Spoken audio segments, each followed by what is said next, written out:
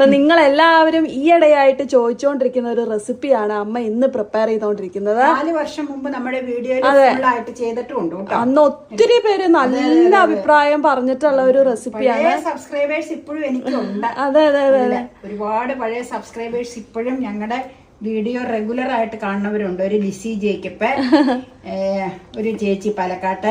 പേരെടുത്ത് പറയണില്ല, പേര് പറഞ്ഞു കഴിഞ്ഞാൽ പിന്നെ ഒത്തിരി പേർക്ക് വിഷമാവും. എനിക്ക് ചിലരുടെ പേര് പറയണം. ലീലാരാജൻ ചേച്ചി, യുഎസിലെ മേരി തോമസ് ചേച്ചി, ലിസി ജേക്കപ്പ്.